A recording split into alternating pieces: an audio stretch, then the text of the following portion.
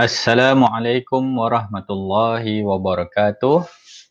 Kita akan teruskan dengan topik kita yang berikutnya, understanding vegetable.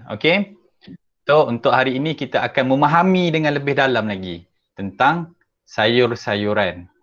Seperti biasa, kelas kita hashtagnya adalah hashtag santai tapi sampai. Kita akan buat sesi kita relax-relax, penuh bersemangat. Dalam keadaan kita relax dan santai, yang penting ilmunya sampai. So understanding vegetables, and vegetables cookery. So kita nak tahu, kita nak memahami dengan lebih mendalam,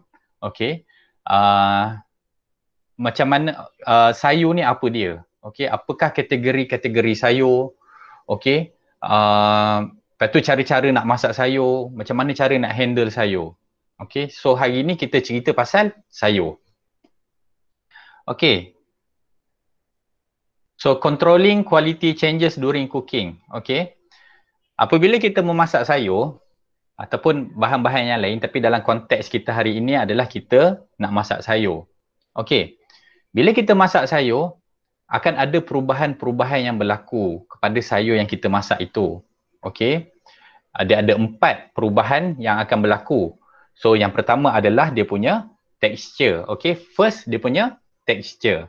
Mungkin daripada keras dia akan jadi lembut. So fiber ni dia akan lembut apabila dimasak. So of course bila dia lembut dia akan mengubah texture sayur tersebut. Yang kedua, yang pertama tadi texture, yang kedua adalah flavor. Dia punya rasa. So antara salah satu tujuan kita memasak sesuatu benda adalah untuk kita mengubah rasanya. Daripada kurang sedap kepada sedap. So itu tujuan kita masak. Dia akan memberi satu rasa yang lebih enak, lebih sedap untuk dimakan. Seterusnya warna. Kalau anda perasan ada setengah sayur apabila terkena heat, terkena haba, warnanya akan berubah. Warnanya akan berubah. Mungkin daripada pudar dia akan jadi cerah. Ada juga yang daripada cerah bertukar jadi pudar pun ada. So warnanya akan berubah. Dan yang terakhir, poin yang nombor 4 adalah dia punya nutrien. Apabila kita handle vegetable itu dengan cara yang kurang tepat, nutrien-nutrien yang ada di dalam sayur itu dia akan berkurangan. Malahan dia boleh hilang. So kita akan makan sayur tu hanya kita dapat fiber ataupun dia punya tu sahaja. Dia punya nutrien sudah hilang. Sebabkan oleh cara memasak itu tidak tepat. Seterusnya. The amount of fiber varies. Jumlah fiber ini dia berbeza-beza. Mengikut kepada sayur-sayuran yang tertentu. Kalau anda perasan, bila kita makan sayur tua, sayur tua. Seperti contoh, saya bagi contoh bendi, bendi, sayur bendi. Bendi tua, kalau anda makan, anda gigit, dia tak hancur. Dia susah nak hancur, dia liat. So, ini yang dikatakan pada poin nombor 2 ni. Dia kata, the amount of fiber ni berbeza pada sayuran yang tua dengan sayur muda. Kalau sayur-sayuran yang muda, yang pucuk, dia lebih lembut dan mudah untuk dikunyah dan dihadam. So fiber juga, walaupun dalam satu sayuran yang sama, kita ambil bendi lah contoh, senang kan? So kita bayangkan bendi tu panjang, di setiap bahagian itu kandungan fibernya berbeza. Mungkin di bahagian dia punya kepala dia tu dia lebih lembut, di bahagian batang dia tu, bahagian body dia tu akan lebih fibrous. So ini mengatakan bahawa walaupun dia satu sayur, tetapi kandungan fibernya berbeza-beza ikut dia punya parts dia, bahagian-bahagian dia. Seterusnya, fiber ni dia boleh jadi tough, dan dia boleh jadi lembut, sama ada dia tough ataupun soft, disebabkan oleh Asid dengan gula apabila ditambah kepada fiber, dia akan menjadikan fiber itu lebih kental ataupun lebih firm. Manakala fiber ni dia akan jadi lebih lembut apabila kita meletakkan alkali. Dan juga kalau kita masak dia, kita letakkan heat kepada dia. So dia akan jadi lebih lembut. So kena ingat yang ini kena ingat. Kalau dia firm, dia akan jadi lebih kental apabila ada asid dan juga gula. Untuk melembutkan dia pula, dua benda juga iaitu heat dan juga alkali. Okey, alkali ni contohnya macam baking soda. Okey, itu contoh-contohnya. Seterusnya, dry starchy food must be cooked in enough water for the starch granule to absorb moisture and soften melalui proses gelatinization ataupun gelatinize. Dry starchy food ni sebagai contoh kentang ataupun beras. Okay? So yang ini kita kena masak dalam air yang mencukupi. Sebab kentang ataupun beras tadi dia akan menyerap air, okay, dan melembutkan makanan tersebut. Barulah kita boleh makan. Tujuan kita masak adalah untuk kita melembutkan dia. Moist starchy vegetable have enough moisture of their own to soften the starch granules. Jadi dia kata di sini, okay, ada setengah-setengah sayur yang starchy, yang berkanji. Okay, dia dah enough dah, dia dah cukup dah dia punya moisture. Jadinya mungkin proses memasak dia tu mengambil masa yang kurang. Okay, dan juga air yang kita perlu tambah tu mungkin tak perlu banyak sangat sebab dia dah ada its own moisture. Okay, namun makanan itu harus dimasak juga, okay, untuk kita lembutkan lagi sedikit makanan tersebut. Dan seperti mana yang anda tahu, kalau makanan yang dimasak ni, heat yang kita gunakan untuk memasak makanan itu dia akan mematikan bakteria ataupun kuman-kuman. So yang itu pentingnya memasak ni. Seterusnya, sayur itu, okay, sesuatu sayur itu dikatakan dia telah siap dimasak, okay, it is said to be done apabila dia telah mencapai 1 degree of tenderness, 1 tahap kelembutan dia. Macam mana awak nak tahu kentang tu siap dimasak? Macam mana awak nak tahu awak punya sayur brokoli siap dimasak? Macam mana awak nak tahu carrot anda siap dimasak?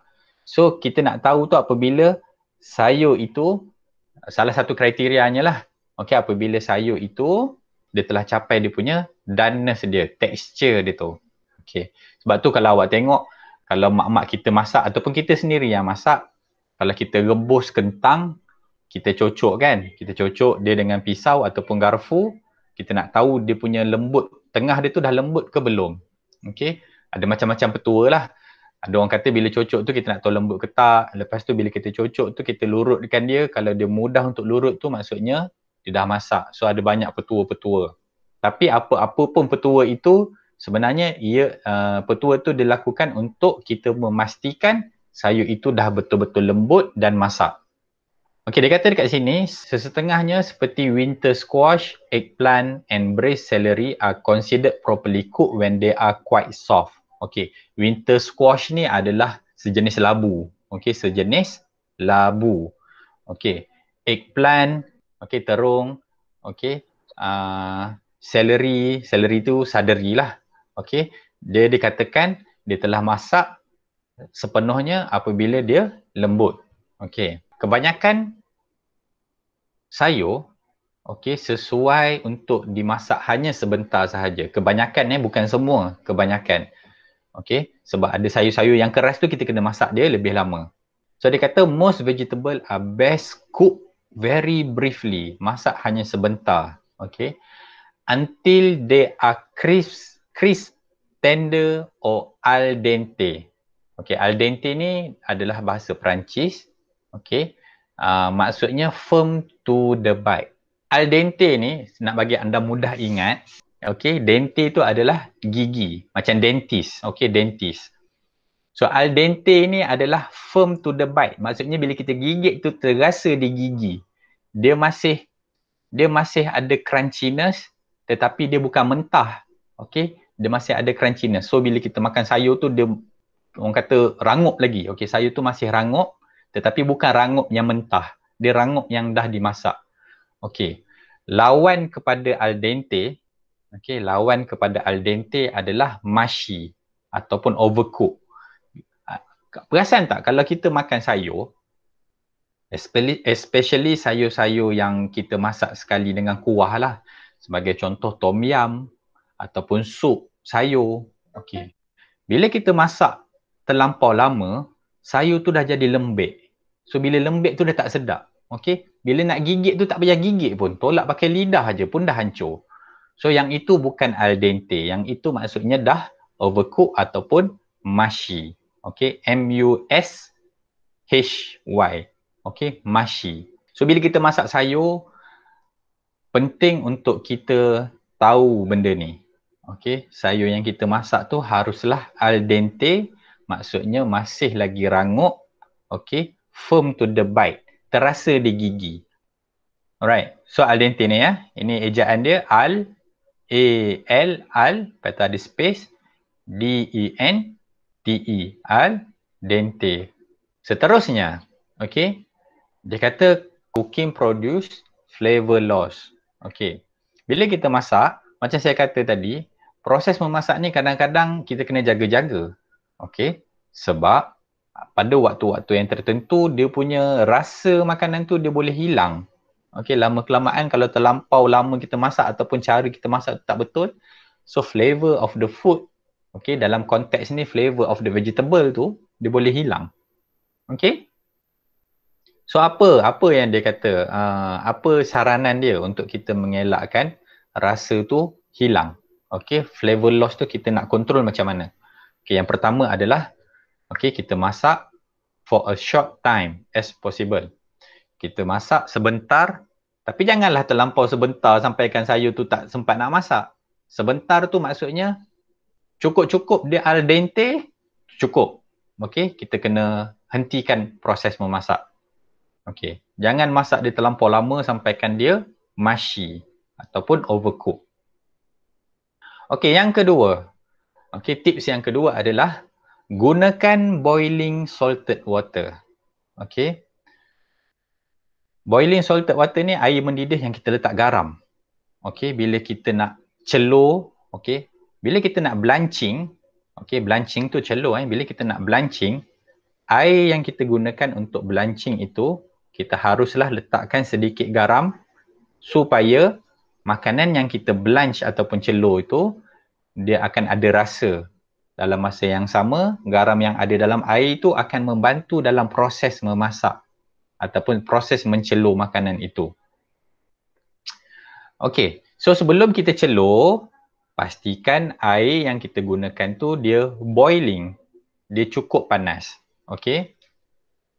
So dia kata di sini dengan penambahan garam, garam tu dia dapat membantu dalam mengurangkan flavor loss tersebut. Dia akan kurangkan flavor loss. Seterusnya, tips yang seterusnya adalah use just enough water to cover food. Gunakan air yang sekadar cukup sahaja untuk menutup makanan ataupun untuk menenggelamkan sayur yang kita nak masak tu. Jangan gunakan air yang terlampau banyak.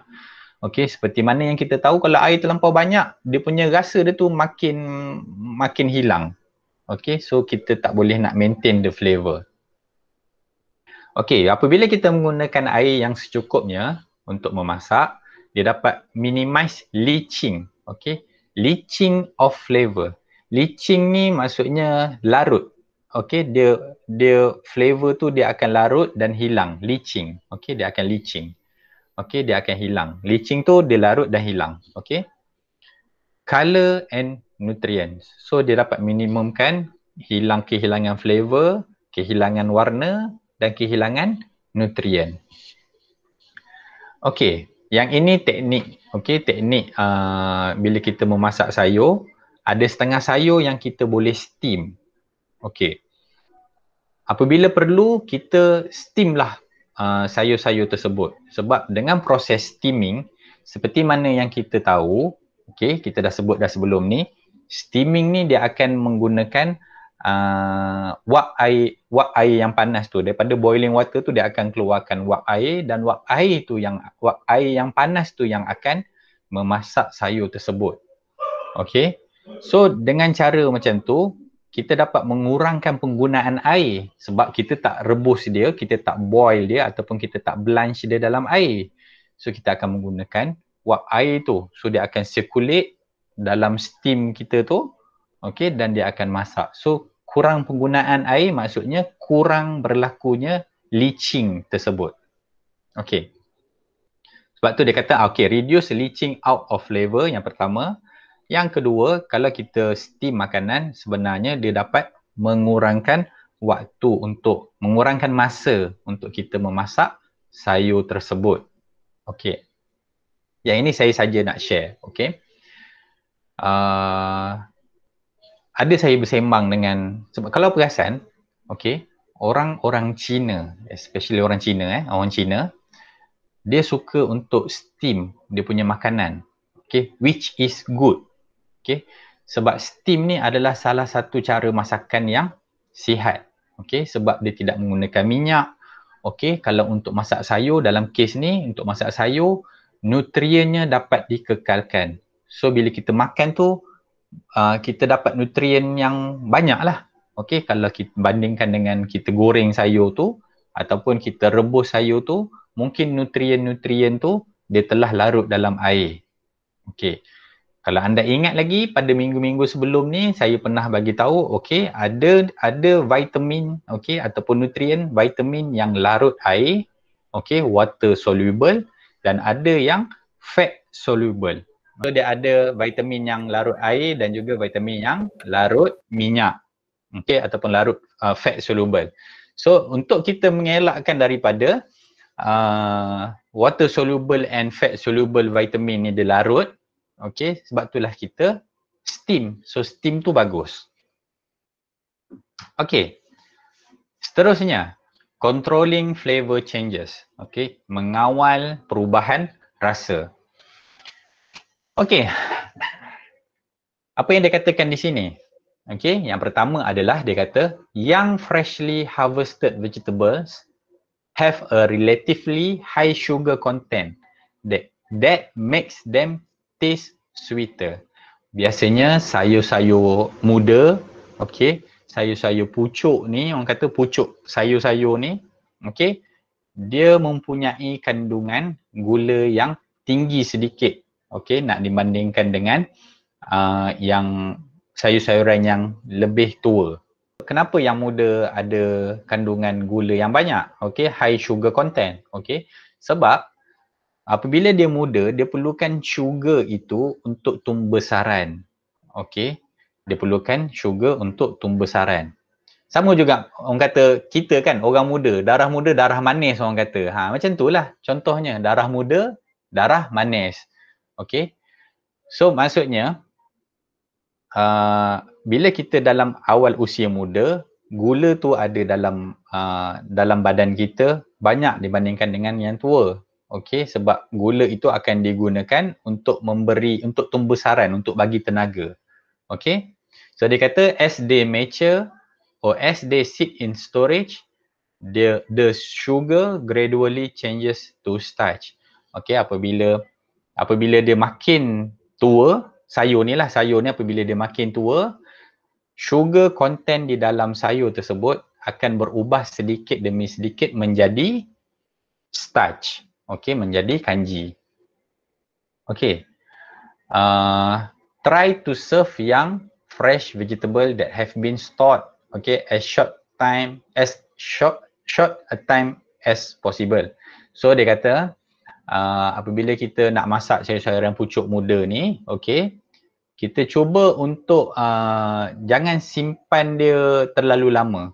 Sebab macam yang point nombor 2 dia kata ni tadi, apabila kita simpan sayur muda ni lama di dalam simpanan, gula, sugar content tu dia akan berubah menjadi starch.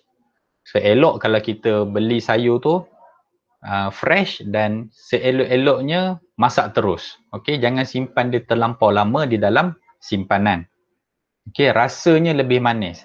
Sebab itulah kalau kita masak apa-apa, kalau awak perasan, kalau kita masak apa-apa, kita masak sayur ke, kita masak ikan ke, okey, orang kata, oh fresh ni, manis, fresh, manis. Inilah dia perkaitannya.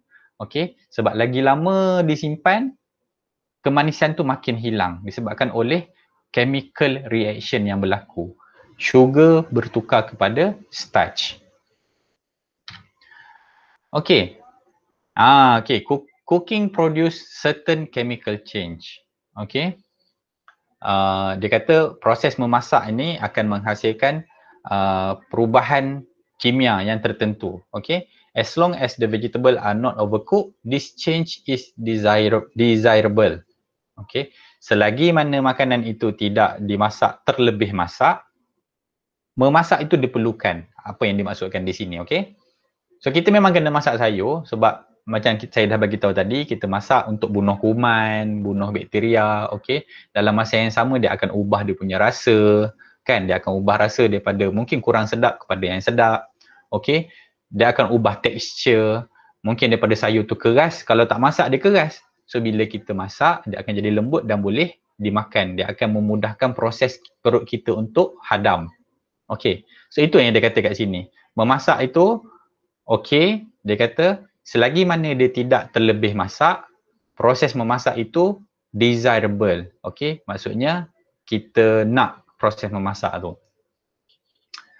Okey, poin yang kedua ni dia kata overcooking produce undesirable changes. Okey, apabila kita terlebih masak sesuatu sayur, dia menyebabkan keadaan yang kita tidak ingini. Okey, apa dia yang tak diingini ni? Okey, dia akan berlaku especially in members of the cabbage family. So sayur-sayuran ni nanti kejap lagi kita akan masuk kategori sayur, tapi salah satunya adalah keluarga kobis, keluarga cabbage. Okey.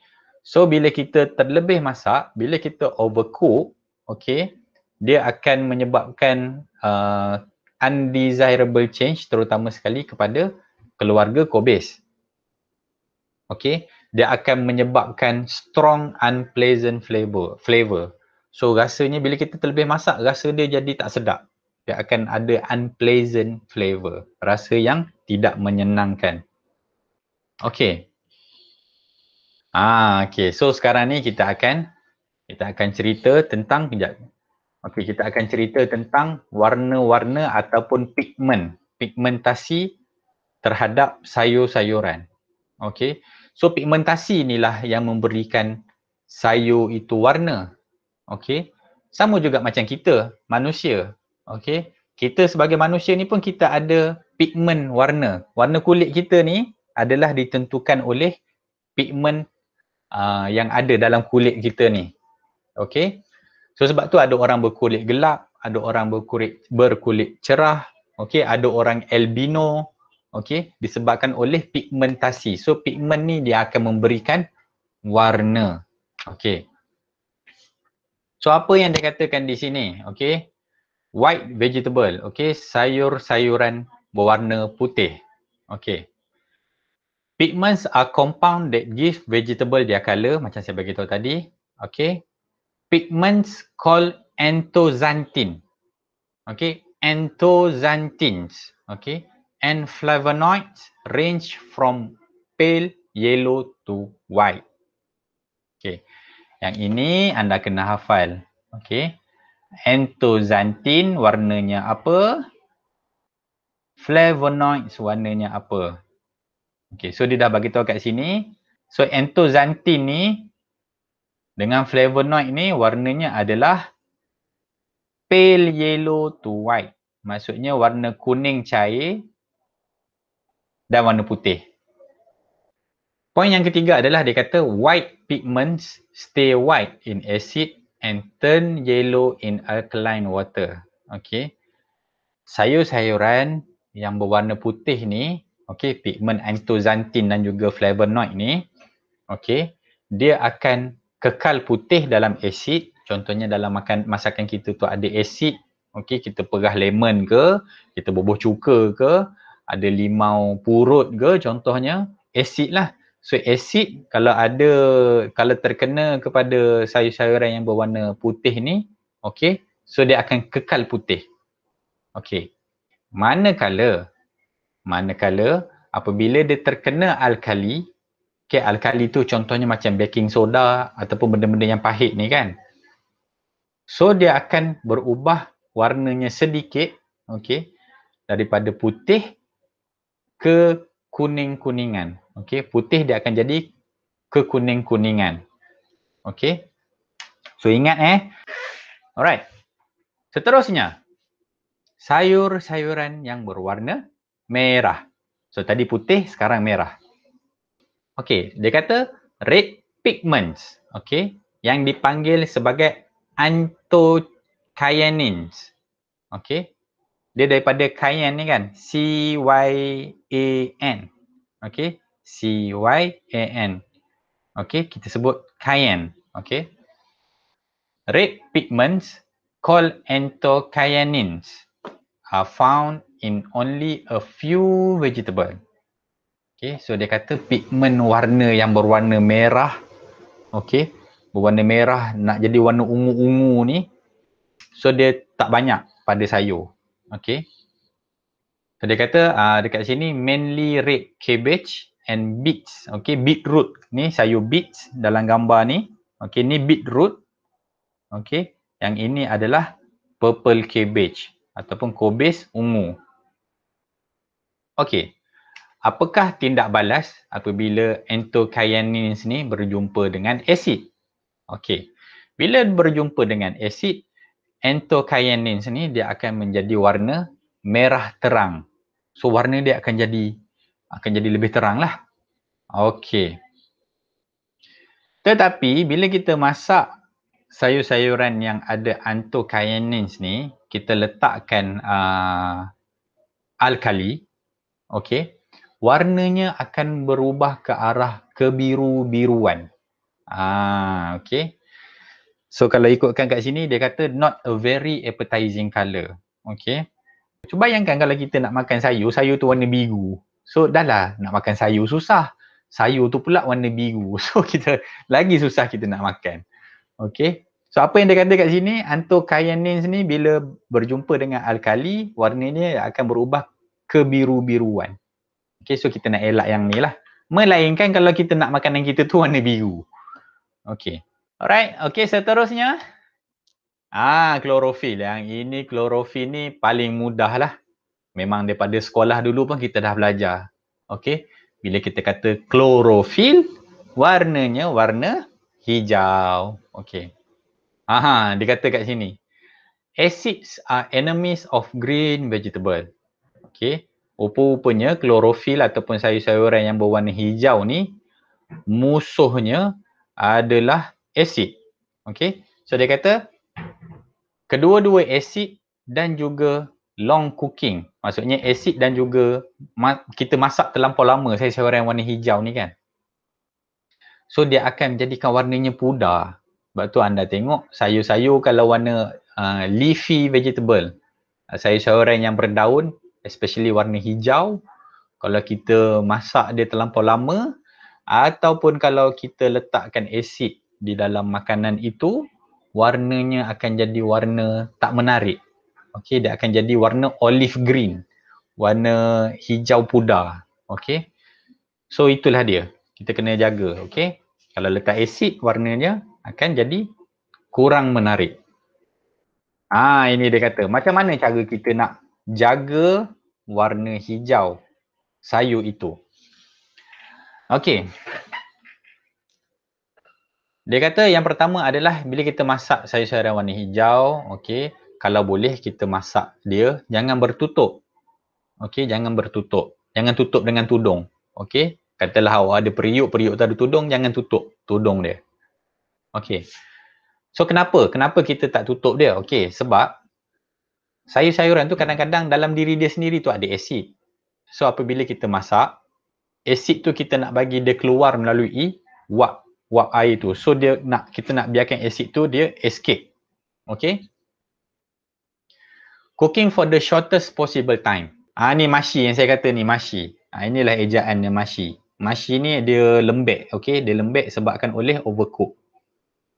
Cooking for the shortest possible time, okey, masak secepat yang mungkin. Tapi kena ingat macam saya beritahu tadi, walaupun cepat janganlah 2 saat lepas tu dah angkat, kan? Nanti kan sayur tu tak sempat nak masak.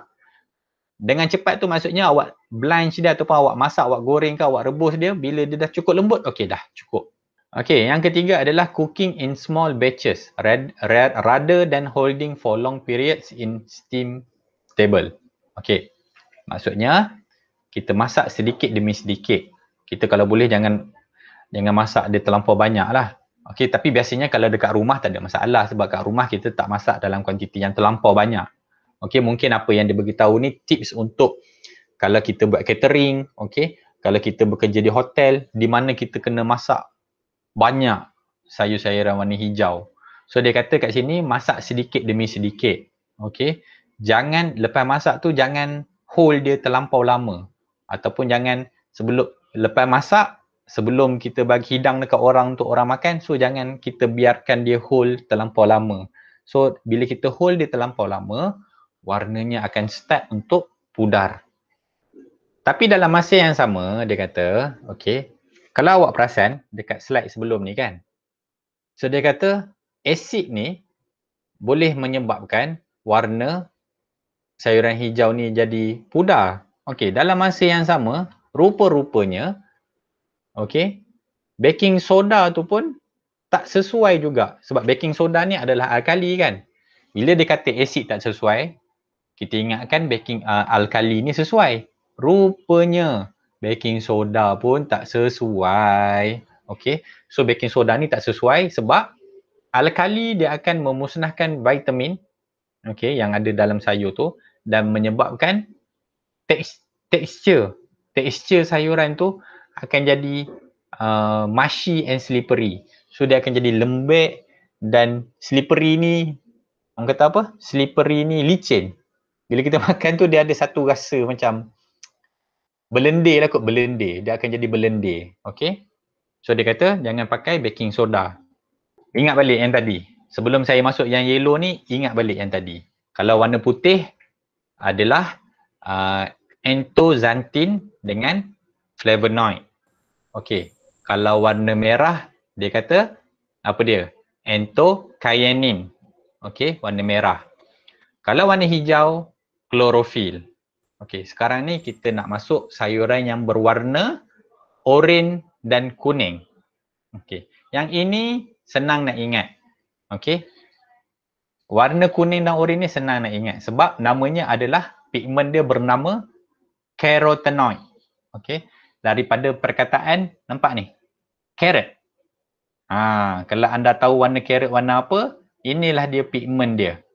Okey. So carrot ni warna dia adalah warna jingga, warna oranye. Okay.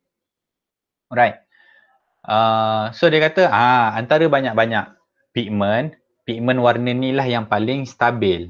Sebab tu kalau kita masak carrot, okay, kita sebelum masak dia warna macam tu, lepas masak pun warna dia pun lebih kurang macam tu juga. So dia tak luntur warna, dia tak mudah berubah warna dia.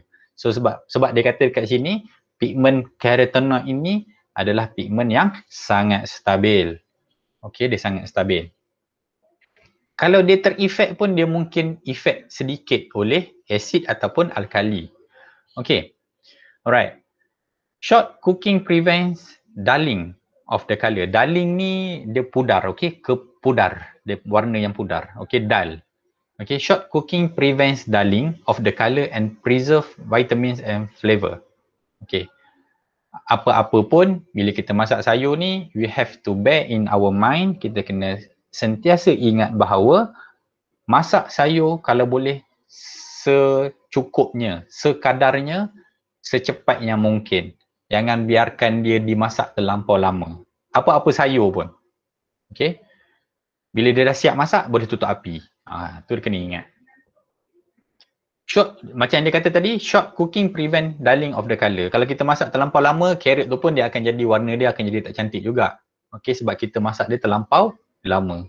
Dan yang kita risau adalah dia punya tekstur dia tu. Dia dah tak jadi al dente. dia dah tak firm to the bite. Okay, dia akan jadi mushy ataupun overcook. Alright. Ada 6 faktor, okay, yang bertanggungjawab. Okay, 6 faktor ni dia bertanggungjawab kepada nutrient loss. Okay, menyebabkan nutrisi makanan itu, sayuran itu dia akan hilang. Okay, apakah ke-6 benda jahat ni? Okay, yang pertama adalah high temperature. Okay, terlampau panas. Okay, kadang-kadang kita masak sayur ni dia tidak perlu terlampau panas. Okay, sebab kalau terlampau panas dia akan destroy. Okay, dia akan menghancurkan molekul-molekul. Dia akan merosakkan tekstur tu. Okay, yang kedua adalah long cooking. Okay, yang pertama tadi temperature yang tinggi. Yang kedua adalah masak terlampau lama. Mungkin temperature tu dia tak tinggi. Temperature dia tu sederhana sahaja. Tapi nak masak carrot sampai 6 jam contohnya. So 6 jam tak sesuai lah nak masak carrot kan. Nanti carrot tu dia akan jadi lembek dan tak sedap untuk dia makan. Okey, yang ketiga adalah leaching. Okey, leaching ataupun dissolving out. Leaching ni okey. Saya bagi contoh leaching ada setengah sayur dia tak sesuai kalau kita basuh sayur tu terlampau lama ataupun kita rendam dia dalam air. Okey. Sebab seperti mana yang kita dah tahu, ada sayur yang water soluble. Dia punya vitamin dia tu water soluble. Katakan kalau anda basuh terlampau lama ataupun anda rendam dia di dalam air, konon-konon nak rendam kan, biasa petua-petua orang tua lah kan, dia kata okey, sayur tu sebelum masak kita basuh kena rendam lama-lama kan, setengah jam dalam air. Okey, kena ingat bila kita rendam lama, lagi lama kita rendam, dia punya vitamin, okey, especially sayur yang water soluble lah, vitamin dia water soluble, dia akan pergi kepada air tu sekali. Dia akan dissolve ke dalam air. Dia akan leach, okey, leaching ke dalam air. Okey, dia akan larut dalam air. So, ada setengah sayur tak sesuai untuk dibasuh terlampau lama. Okey. Seterusnya adalah alkali. Okey, alkali. Alkali ni pun kita kena hati-hati. Okey, sebab alkali ni dia boleh menyebabkan vitamin ataupun nutrien dalam sayur tu pun dia akan hilang. Okey. Apa yang dimaksudkan dengan hard water ni? Air keras kan? Okey, hard water ni apa? Hard water ni adalah air yang tidak ditapis. Okey. Dalam arti kata lain, contohnya air pili, air paip kita. Okey. Kenapa dia kata air paip ni tak sesuai? Okey. Sebab anda kena ingat, dalam air paip kita ada klorin. So klorin ni dia akan melunturkan, okey, dia akan melunturkan nutrien tu. Alright, so nutrien tu dia akan jadi rosak. Okey, yang kelima adalah plant enzyme. Okey, enzim ataupun enzim tumbuhan. Okey, which are active at warm temperature but destroyed by high heat. Okey, so dia ada enzim yang boleh menyebabkan juga nutrient loss. Okey. Dan yang keenam adalah oksigen. Okey, oksigen ni saya bagi contoh satu. Kalau anda makan buah-buahan lah, contoh buah lah senang. Buah apple hijau. Okey, buah apple hijau potong, okey, buang kulit. Okey, letak dekat luar. Biarkan dia sejam 2 jam, apa akan jadi kepada buah apple tu? Okey, kalau ikut bahasa orang kampung, lebam lah kan? Alright. So sebenarnya apa yang berlaku? Oksigen ni dia telah bertindak balas dengan buah apple tersebut. Okey. Ada juga sayur yang sama macam apple hijau ni. Contohnya kentang. Kentang pun kalau kita potong, kita biar dekat luar, dia akan lebam. Okey. So lebam ni sebenarnya apa dia? Lebam-lebam ni. Lebam tu adalah tindak balas oksigen. Tindak balas oksigen kepada sayur tersebut. So ada berlakunya chemical reaction Okey. Dan proses tu kita panggil sebagai oxidization. Proses pengoksidaan. So, oksigen ni melalui proses pengoksidaan ataupun oxidization tu dia akan menyebabkan sayur tu dia akan berubah warna. Okey, dia jadi lebam. Bila dah lebam tak cantik lah kan kalau kita nak makan. Okey, bagus-bagus. Okey. Seterusnya, cooking in a little liquid versus a lot of liquid. Okey, kalau kita pakai air yang sikit dengan air yang banyak. Okey. Using a lot of liquid increases vitamin loss by leaching. Okey, menggunakan air yang banyak, okey, dia akan menyebabkan vitamin loss tu lebih tinggi lah. Okey, disebabkan oleh proses leaching tu. So leaching tu maksudnya dia dissolve, dia akan larut dalam air. Okey. So dia kata using a little liquid increases cooking time. Okay. So dia kata kat sini, tests have shown that for this reason, no more nutrients are lost when vegetable are cooked in a lot of water than when vegetable are cooked in just enough water to cover. Okay. So maksudnya apa yang anda perlu faham daripada ayat ni, kalau ikutkan ayat dia ni macam berbelit-belit sikit. Okay. So dia kata gunakan air yang sekadarnya lah. Okay. Gunakan air yang sekadarnya. Jangan gunakan air yang terlampau banyak. Bila anda gunakan air terlampau banyak, leaching tu akan berlaku.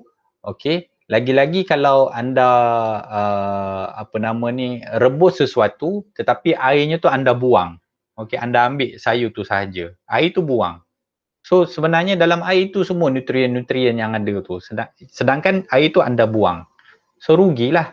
Anda makan benda tu anda hanya dapat dia punya fiber dia sahaja. Okey, dia punya vitamin dia tu semua dah dibuang. Okey. Alright, ni last slide, lepas tu kita take 5 Okay. General rules of vegetable cookery. Okay. Apakah dia punya guideline dia? Okay, tips-tips dia bila kita nak masak sayur-sayuran. Yang pertama, do not overcook. Bila dia maksudkan do not overcook ni, maksudnya sayur tu kita nak dalam keadaan dia al dente. Okay, kita nak dia dalam keadaan al dente. So jangan overcook dia. Okay, yang kedua adalah cook as close to service time as possible.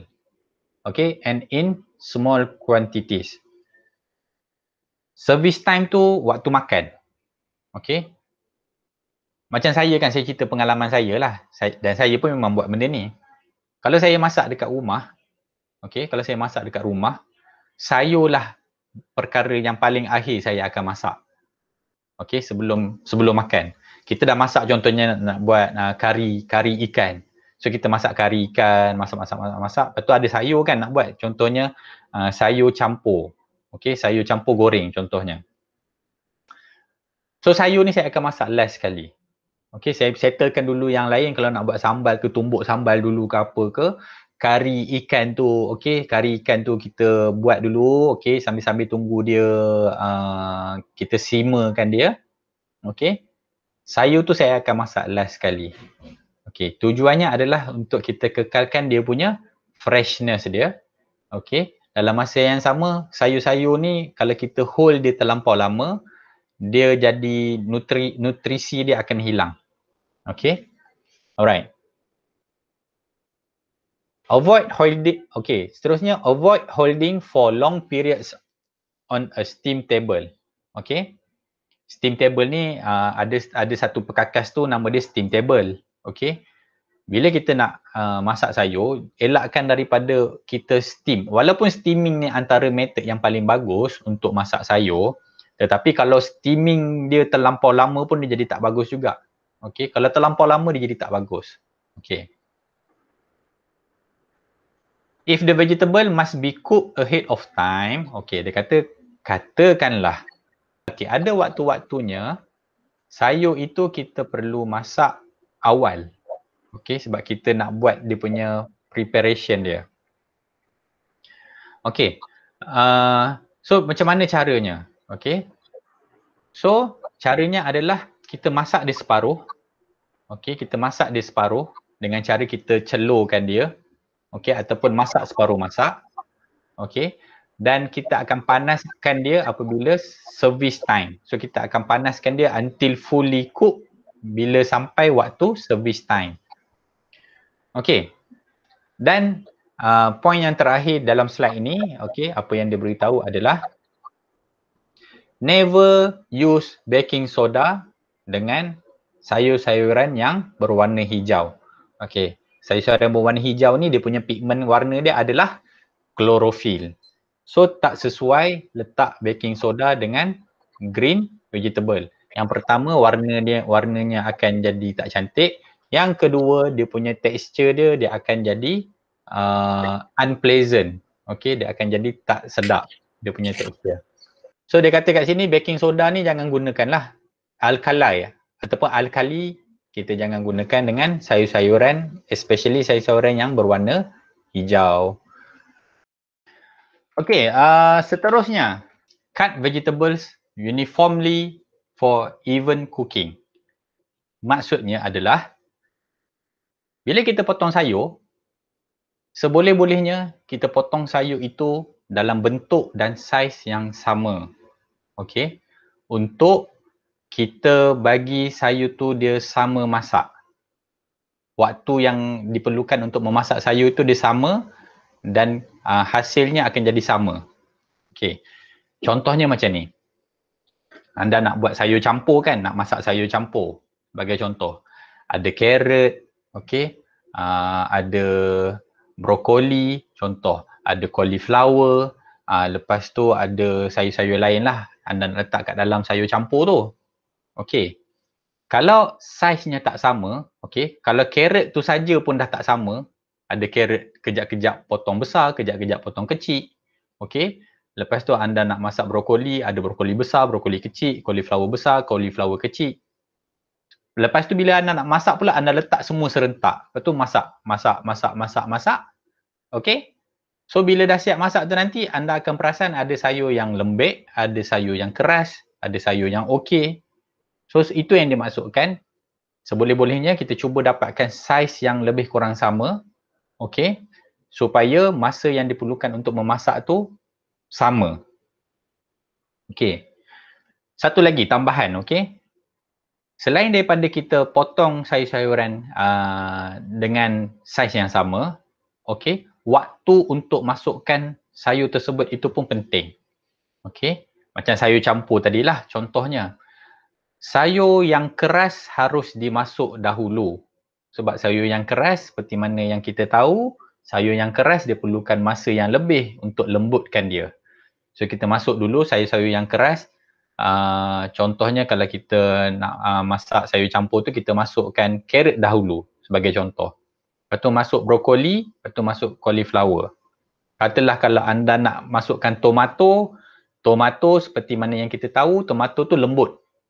Tomato mungkin kita boleh masukkan hujung sekali, sebentar sahaja. Okey, kalau masuk awal-awal tomato tu dia akan hancur. Okey. Seterusnya, okey. Start with boiling salted water when boiling green vegetable and other vegetable that grow above the ground. Okay. So ada setengah sayur ni, nanti kita akan pergi kepada kategori sayur tapi tak apa, dengar dulu. Okay. So ada setengah sayur yang dia tumbuh above the ground. Kan ni tanah, ada sayur yang dia tumbuh di atas tanah. Ada juga sayur yang tumbuh dari bawah tanah. Okay. So bila kita nak masak sayur-sayuran yang di atas tanah ni, okay, dan sayur-sayuran yang berwarna hijau, elok kalau kita gunakan air yang panas, okay, dan kita letakkan garam untuk kita blanchkan dia. Okay. Roots and tubers, okay, roots and tubers ni dia punya family nanti kita akan cerita. Roots and tubers, sayur-sayuran yang daripada akar-akar ni ataupun tuber, sesuai kalau kita start masak dia daripada air yang sejuk. Okey. Bukan boiling. Kalau macam yang tadi tu, kalau untuk green vegetable dengan above the ground vegetable tu, kita masak dengan air yang dah panas. Okey, kalau roots and tubers ni, kita mulakan memasak dia daripada air yang sejuk. So, kita masukkan dia dalam air. Air yang sejuk, letakkan garam, okey. Lepas tu baru kita buka api. So slowly dia akan masak. Okey.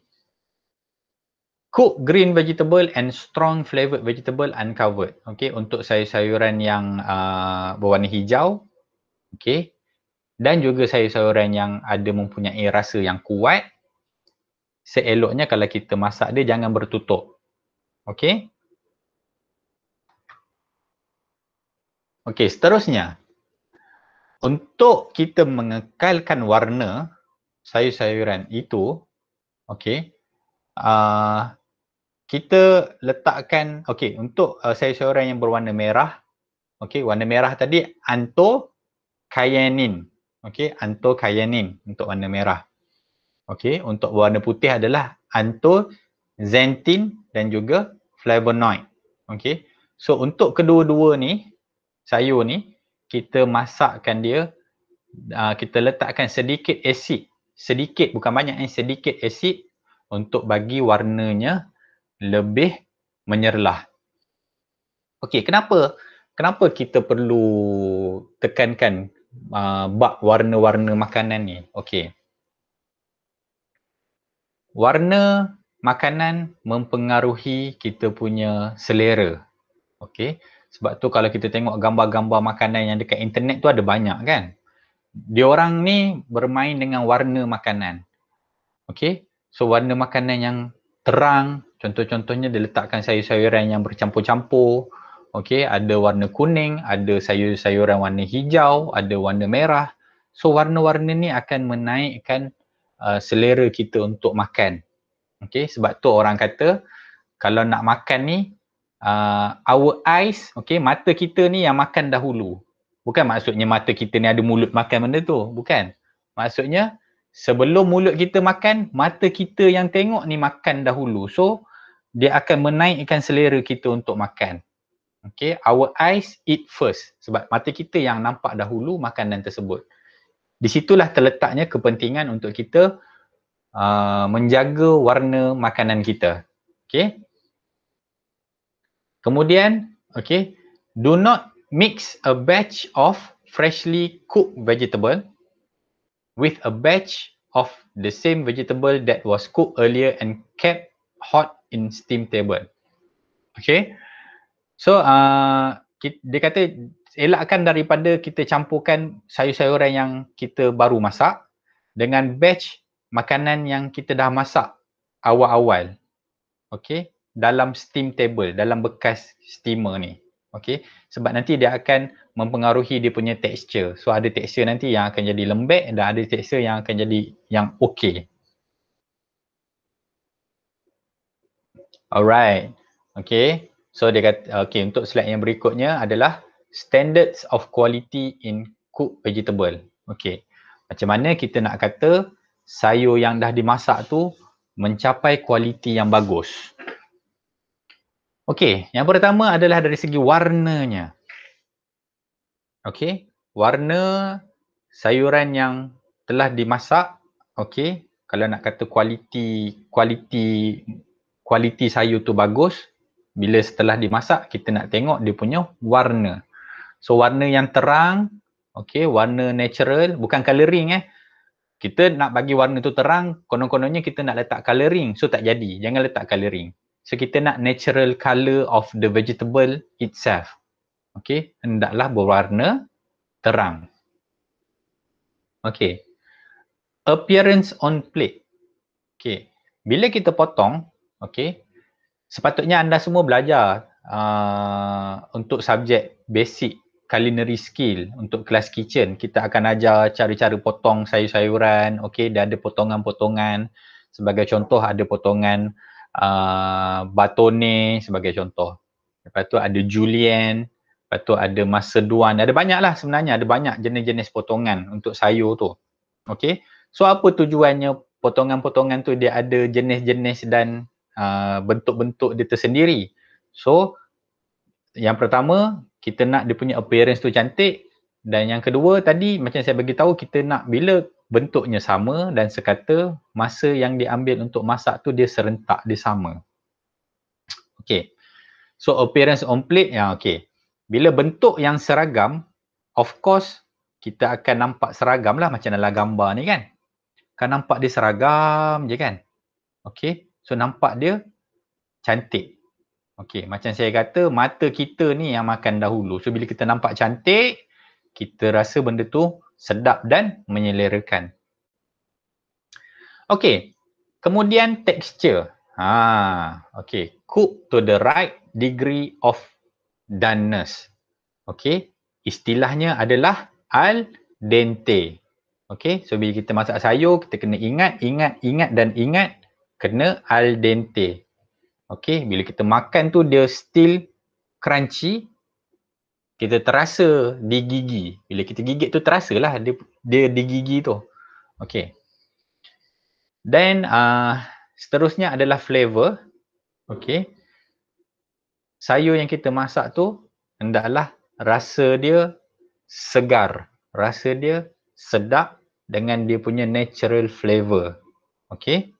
So cara kita nak kekalkan flavor tadi kita dah cerita. Okay, apa yang boleh buat, apa yang tak boleh buat untuk kita kekalkan flavor untuk sayur tersebut. Okay, ada sayur yang tak boleh kena baking soda ataupun alkali. Okay, ada sayur kita tak boleh nak masak dia dengan air yang banyak. Okay, so benda-benda tu akan efek kepada dia punya flavor. Okay, seterusnya seasoning. Okay, seasoning macam yang kita dah bincang sebelum ni, apa maksud seasoning, apa maksud flavoring. So seasoning ni kita letak salt and pepper lah, kita letakkan dia punya, kita nak menaikkan rasa. Okay, kita nak naikkan rasa sayur tu, contohnya kita letak garam dan lada sulah.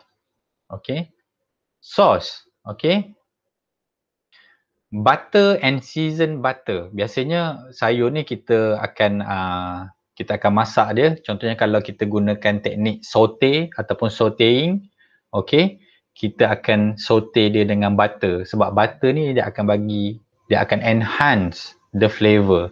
Dia akan menaikkan rasa sayur-sayuran tu. Okay, so dia kata butter tu hendaklah butter yang fresh. Okay, kalau butter yang lama yang tak fresh kan dia ada bau hapak kan. Okay, namun tidak harus digunakan dengan terlampau banyak. Kalau tak nanti dia jadi terlampau berminyak. Okay. Seterusnya adalah vegetable combination. Okay. Flavors, colours and shape should be pleasing in combination. Okay. Dari segi rasa, bila kita nak combinekan lebih daripada satu sayur, dua ataupun lebih sayur, bila kita nak masak dia sekali, kita kena fikirkan, kita kena ingat bahawa setiap sayur tu ada rasa yang berbeza. So kita nak flavor dia tu tidak bercanggah. Kita nak flavor dia tu masing-masing dia complement each other. Okay, rasa tidak bercanggah. Dia menaikkan rasa satu sama lain. Dalam masa yang sama dia memberikan warna yang menarik. Ada warna merah, ada warna hijau, ada warna kuning sebagai contoh. Okay, dan bentuknya pula hendaklah cantiklah, dipotong dengan bentuk yang cantik. Okay, so dia akan nampak menarik. Okay, seterusnya handling vegetable. Macam mana kita nak handle, macam mana kita nak menguruskan sayur-sayuran. Okay, so yang pertama adalah membasuh. Okay, macam mana kita nak membasuh sayur-sayuran ni. Okay, root vegetable. Okay, sayur-sayuran yang kita panggil sayuran root lah, sayur-sayuran akar. Okay, sayur-sayuran yang akar seperti mana yang kita tahu, bila kita kata root tu maksudnya dia tumbuh di bawah tanah. Okay, so root vegetable ni dia yang tumbuh di dalam tanah ataupun di bawah tanah, dia akan ada tanah lah melekat. Okay, sebab tu dia kata root vegetable kita kena basuh dan kita kena scrubkan dia. Kita kena scrub dia dengan vegetable brush. Dia ada berus sayur. Okay, katakan kalau kita kat rumah kita pakai berus yang lembut pun dah okey. Kita cari mana-mana berus, okey, berus yang lembut. Lepas tu kita beruskan dia. Kita nak buang kotoran-kotoran yang melekat, kotoran tanah yang melekat tu. Okey, kemudian dia kata wash green leafy vegetables in several changes of cool water. Okey, kalau kita nak masak, kalau kita nak basuh sayur-sayuran yang berwarna hijau dan berdaun ini, okey, kita kena basuh dia dalam air yang sejuk. Sejuk tu maksudnya bukannya sejuk macam chill water, menggigil-gigil sejuknya. Bukan macam tu, maksudnya jangan air panas. Room temperature pun okey. Okey. Bila air sejuk ni dia akan mengekalkan dia punya texture, okey, dan warna untuk sayur-sayuran tu. Okey. Selepas basuh, okey, drain well. Kita keringkan dia seelok-eloknya, kita keringkan dia. Okey. Lepas tu kita sejukkan dia dengan lightly covered. Kita tutup dia. Okey, ada setengah orang dia tutup dengan tisu. Okey. Maksudnya jangan kita tutup dia kedap lah, kita tutup dengan tisu paling bagus. Okey. Saya bagi tips, okey. Ini berdasarkan pengalaman saya, okey, dan tips ni berguna untuk anda.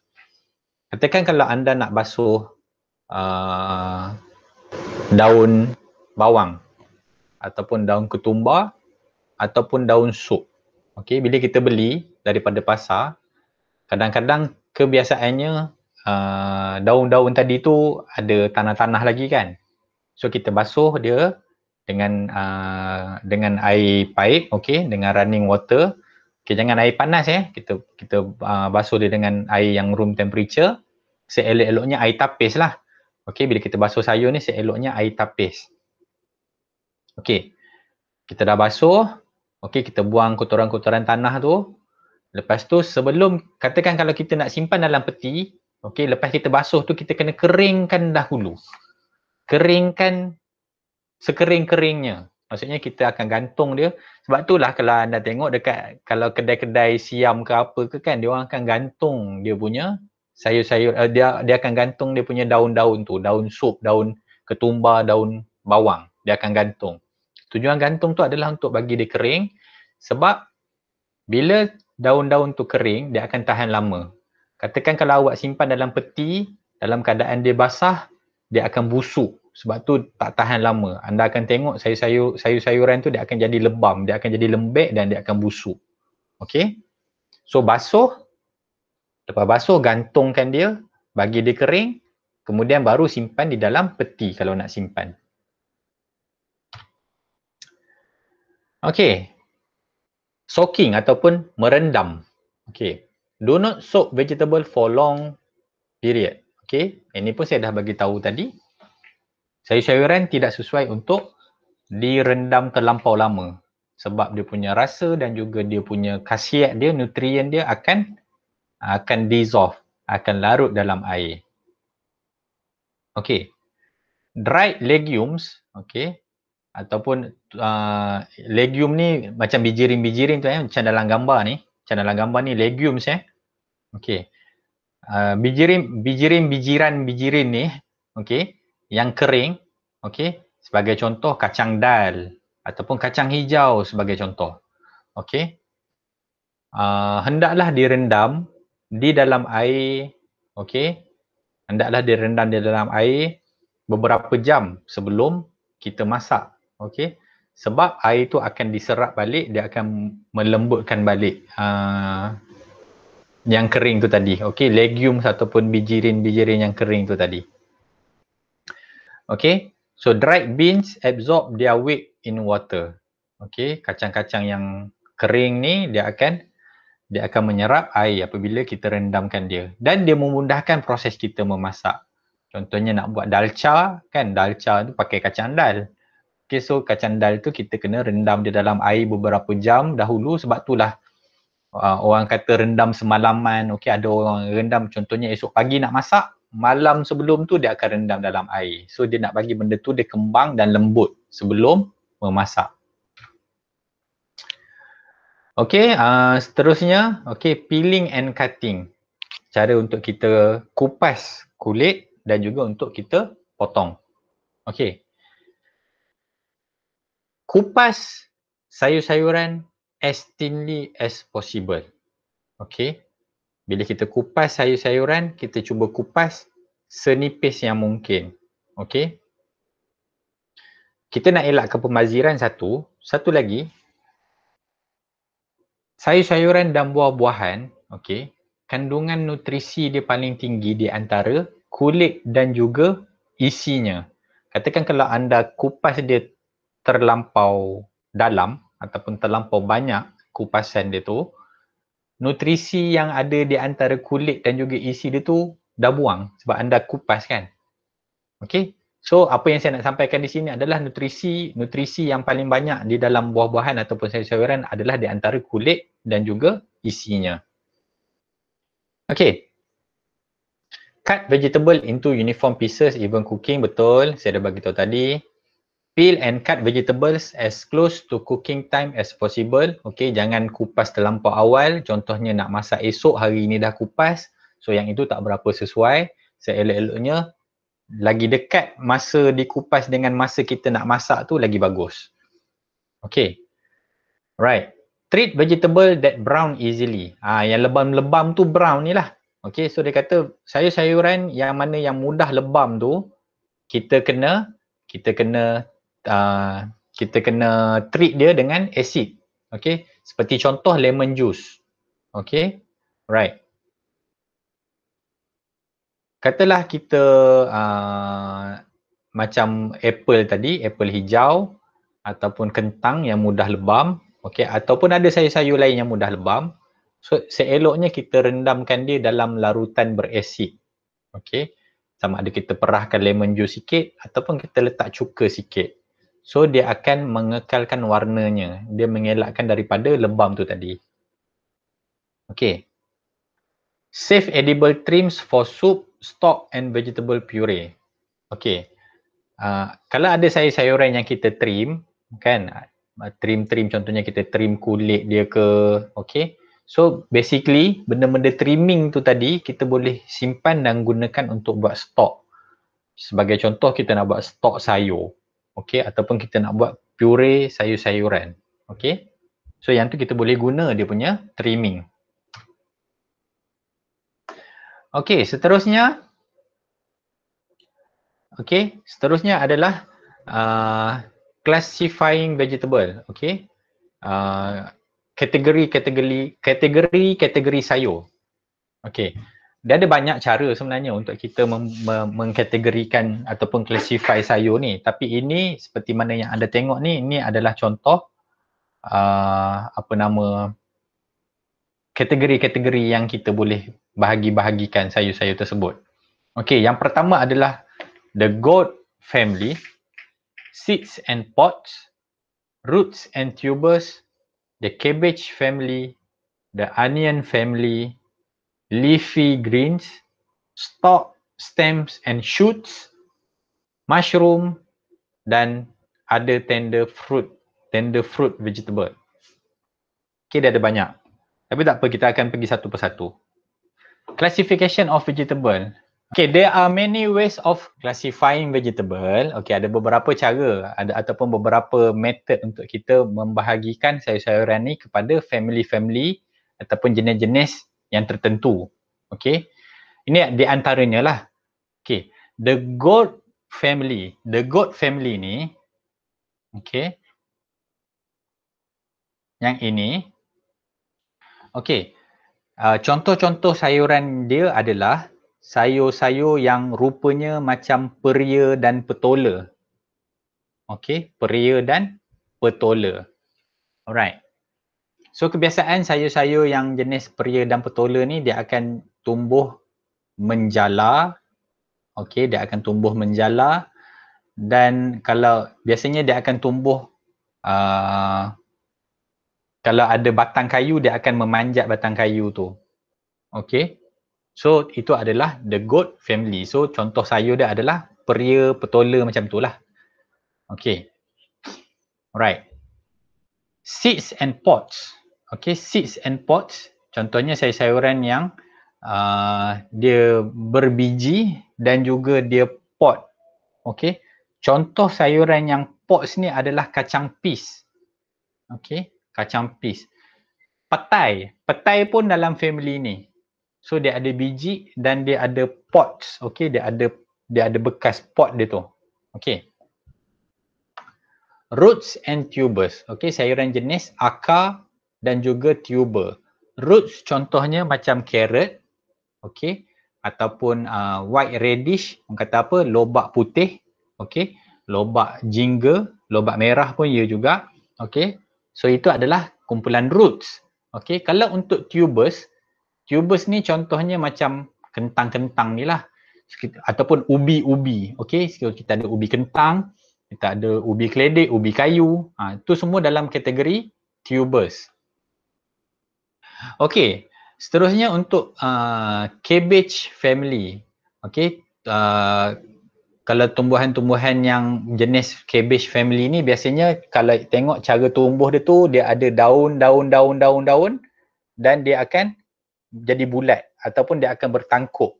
Okey, itu adalah cabbage family. Contohnya kobis bulat, atau kobis putih, kobis bulat, kobis Beijing, kobis Cina, semua jenis kobis tu lah. Okey, dia dalam family cabbage family.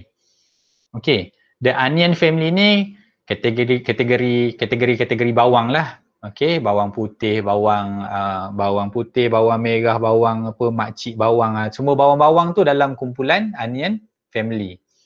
Okey. Kemudian leafy greens, okey. Leafy greens ni adalah sayur-sayuran yang berwarna hijau dan berdaun. Okey.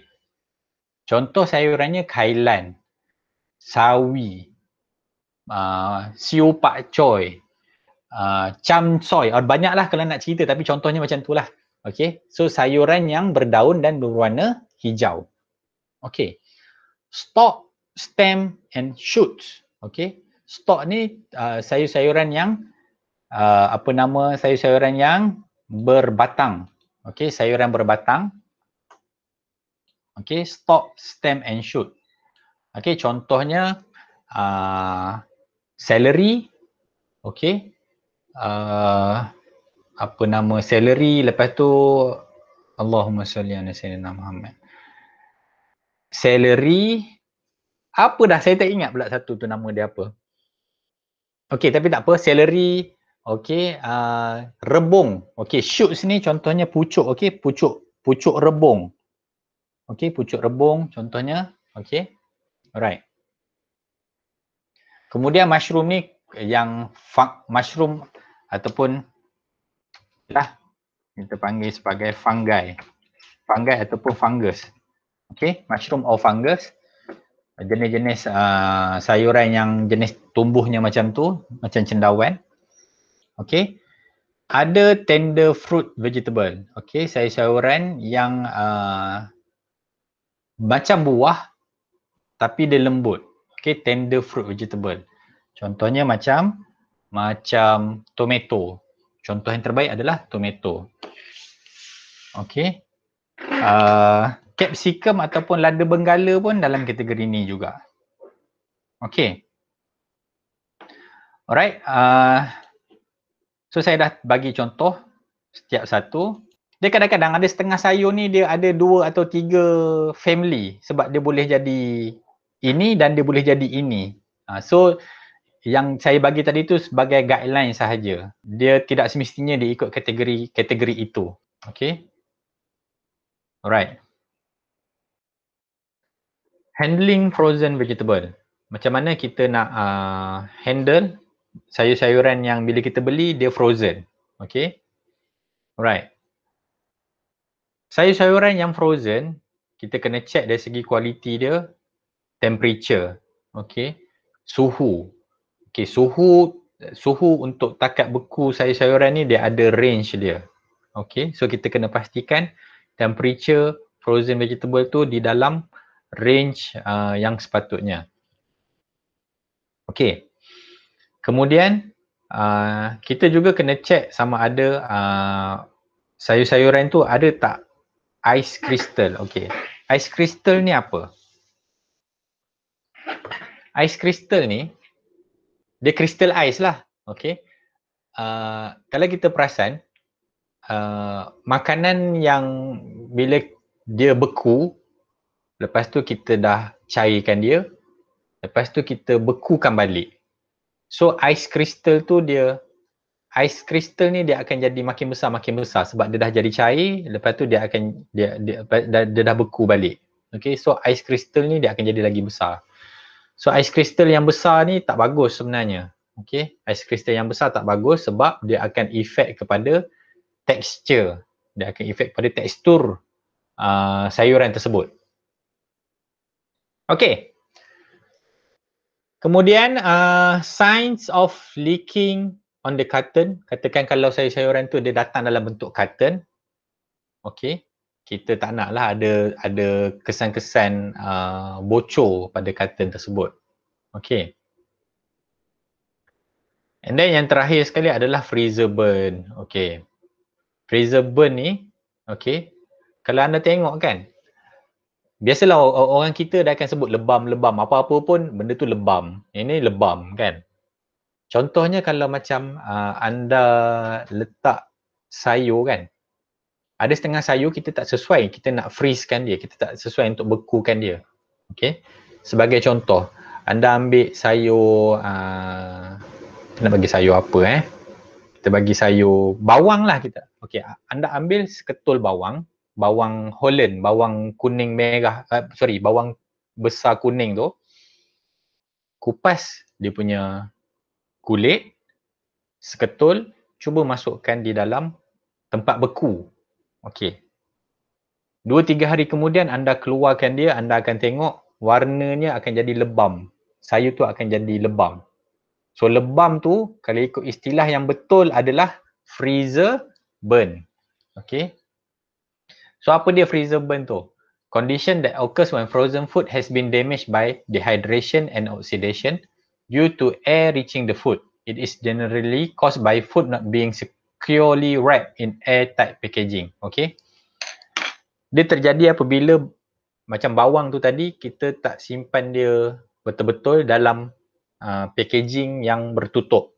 Okay, airtight. So bila masuk kat dalam freezer, dia akan kehilangan moisture, dia akan dehydrate dan disebabkan itu dia akan lebam. Checking quality, okay. Handling canned vegetable, okay. Untuk sayuran, tadi kita dah cerita pasal sayuran frozen, okay. So sekarang ni kita nak check quality untuk sayuran yang kita tinkan dia ataupun cankan dia. Okay.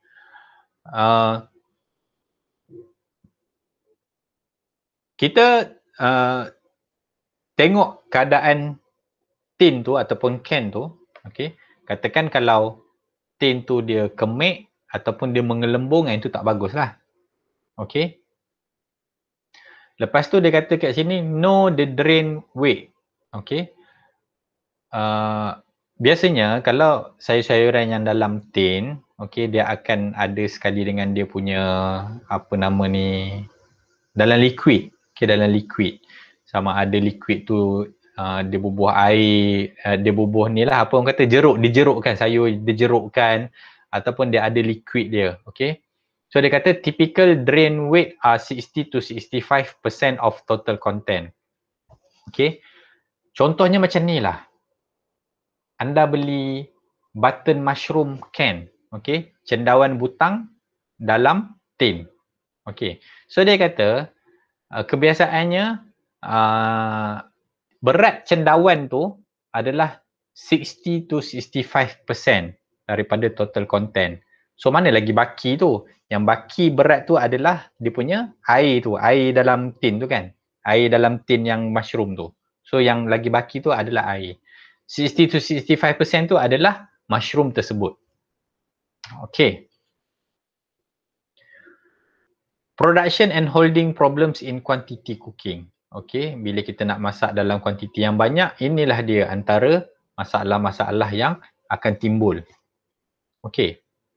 Batch cooking involve dividing the food into smaller batch and cooking them one at a time as needed. Okay. So kita kena, Kalau nak masak sesuatu yang banyak, sayur-sayuran yang banyak, so kita kena bahagikan dia mengikut batch. Kita nak masak batch yang pertama dulu, kita dah siap masak, dia ada batch yang kedua. So dia tak sesuai kalau kita nak masak semua tu sekali. Sebab kita tak boleh nak jaga dia punya kualiti. Okay.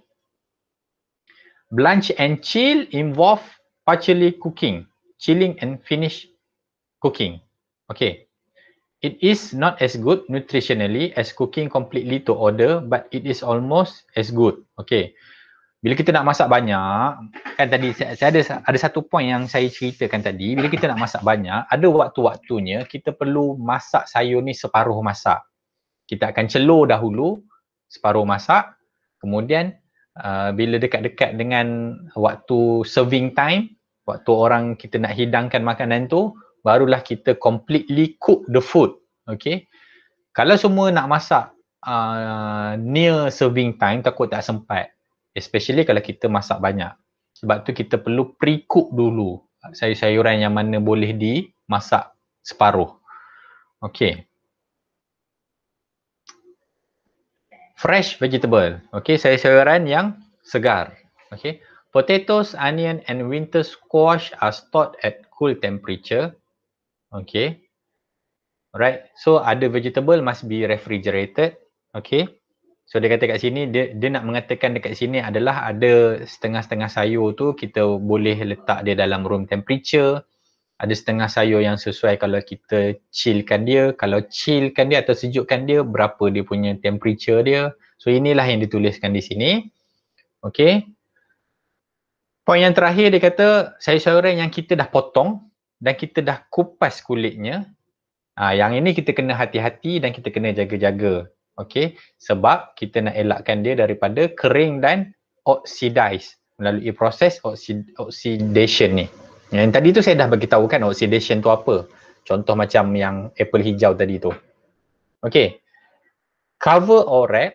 Dia kata cara untuk kita mengatasi masalah ini adalah kita balutkan dia, kita wrapkan dia supaya dia tidak tak kenalah oksigen tu. Okay, sebab proses oxidation berlaku dengan kehadiran oksigen. So kalau kita dah cover dia, oksigen tak boleh kena, so tak berlakulah proses oxidation tu. Okay. Frozen vegetable. Okay. Alright.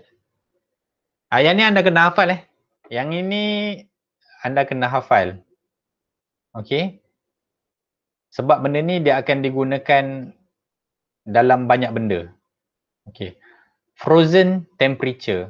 Bila dia bukan vegetable saja tau. Saya kata anda kena hafal ni sebab temperature freezer ataupun frozen temperature adalah pada negatif 18 degree Celsius. Okay. Temperature untuk freezer adalah negatif 18 degree Celsius. Alright. Do not refreeze thawed vegetable. Thaw tu tahu kan? Thaw tu bila kita defrost. Kita nyah beku. Okay. Itu dia kata tadi. Saya pun dah bagi tahu tadi kan. Sayur-sayuran yang kita dah nyah beku daripada frozen, kita dah bagi dia nyah beku dia pada room temperature, tiba-tiba kita nak bekukan balik. Yang ini tak sesuai. Okay. Kenapa tak sesuai? Sebab dia punya ice crystal tu tadi dia akan jadi makin membesar, okay, dan teksturnya dia akan jadi lain, dia akan jadi lembek, dia akan jadi tak sedap tekstur dia tu. Okay.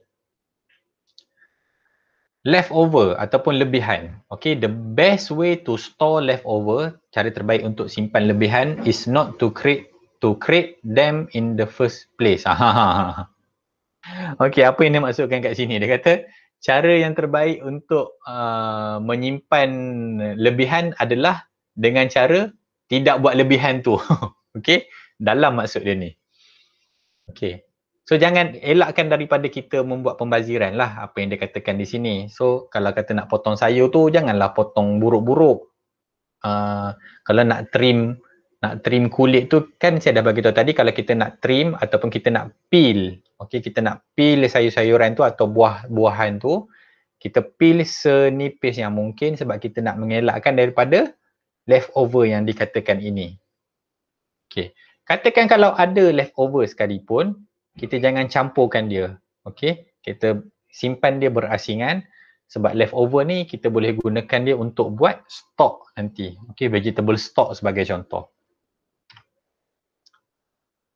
Okey. Cooking vegetable. Okey. Memasak sayur-sayuran.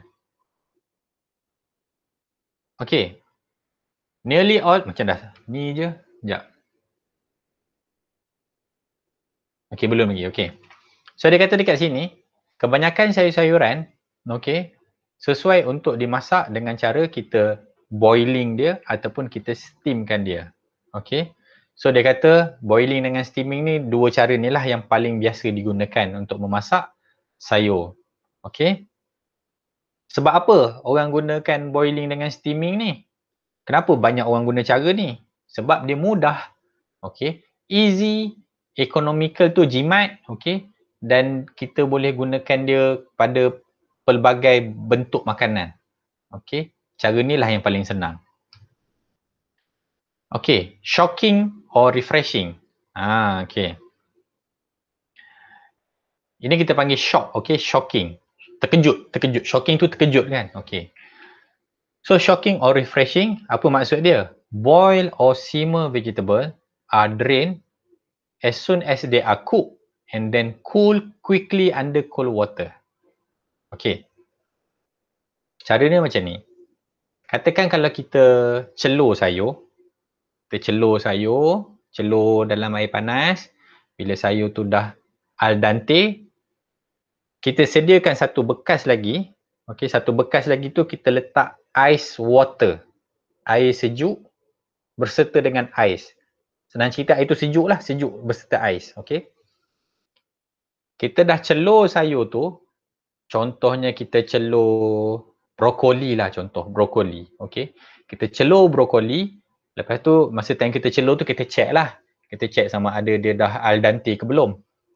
Okey, once dia dah siap al dente, kita angkat daripada celur tu. Biasanya celur ni pakai raga tau, sebab tu saya punya gaya macam ni, okey. So dia ada raga macam kita celur mi tu kan. So kita celur dia dengan raga tu, bila dia dah al dente kita angkat dia, kita tuangkan dia dalam ice water. Okey, tujuannya adalah kita nak bagi dia shock, kita nak bagi dia terkejut. Okey, kenapa dia terkejut? Okey. Tujuannya adalah okey, kita buat proses blanching. Okey, blanching tu celur dan kita shockkan dia dalam air ice water tu sebab kita nak menghentikan satu proses yang kita panggil sebagai carry over cooking. So kita nak mengelakkan daripada berlakunya carry over cooking. Okey, apa yang dimaksudkan dengan carry over cooking ni? Okey, carry over cooking ni berlaku, okey. Pernah tak anda masak sayur? Sebagai contoh, anda masak sayur. Masak dia dekat atas dapur. Okey, masa time anda masak di atas dapur tu, dia punya kelembutan tu dah al dente dah ngam dah cun dah. Okey. Tapi bila anda lepas tu anda tutup api. Okey, anda tutup api sebab anda rasakan dia punya tekstur dia tu dah ngam dah. Kita makan dia rangup. Okey, tutup api. Lepas tu anda biarkan dia di atas dapur tu. Anda buat kerja lain, contohnya susun pinggan ke, letak atas meja makan, bancuh air, okey. Lebih kurang dalam 5 ke 10 minit kemudian, sayur yang ada dekat dalam periuk ataupun kuali tu anda cedok. Masuk dalam pinggan, hidang. Okey. Lepas tu anda makan sayur yang anda hidang tu dekat atas meja makan. Pernah tak perasan, sayur yang anda makan tu jadi lembek. Padahal masa di atas dapur tu, dia dah ngam, tekstur dia dah okey. Tapi bila anda hidangkan dia, dia jadi lembek. Pernah tak berlaku? So itulah dia proses carry over cooking. Okey. Maksudnya walaupun kita dah tutup api, okey, proses memasak tu masih berlaku. Okey, walaupun kita dah tutup api. Sebab kita tutup api, haba tu masih ada, dan haba pada makanan tu, okey, daripada periuk tu sebagai contoh, daripada dapur, daripada besi periuk tu, daripada dapur bawah tu, walaupun api dah tutup, haba tu masih ada. Dan proses memasak tu kita panggil sebagai carry over cooking ni. Okey, carry over cooking. Jadi, sebab itulah kita, bila kita celur sayur tu, okey, kita letakkan dia di dalam ice water. Sebab kita nak bagi dia shock, kita nak hentikan, kita nak stop carry over cooking. Itu tujuannya. Okey.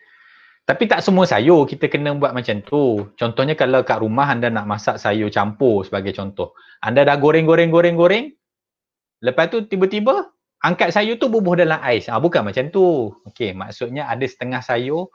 Nantilah bila masuk dalam kelas kitchen nanti anda akan tahu dia punya aplikasi dia tu. Masa bila kita nak blanch dan kita nak letak dia di dalam ice water tu.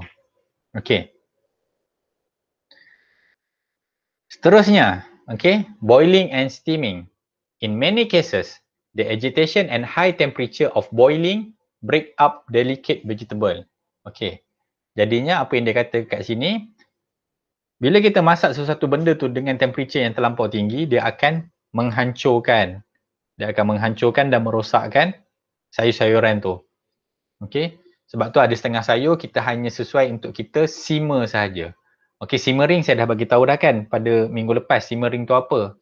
So simmering ni dia temperaturenya kurang sedikit daripada boiling. Okay, so simmering ni dia sesuai. Sebab kita tak nak makanan tu rosak. Okay, steaming as a method for cooking vegetable is becoming widely used. Okay, steaming dah banyak orang gunakan sekarang ni, steam sayur. Okay, sebabkan oleh orang dah ada kesedaran tentang kebaikan bila kita steam sayur. Okay, vegetable puree. Okay, vegetable puree ni biasanya untuk western food lah. Okay, biasanya untuk western food. Okay, dia puree tu akan digunakan sebagai side dish ataupun garnish. Okay,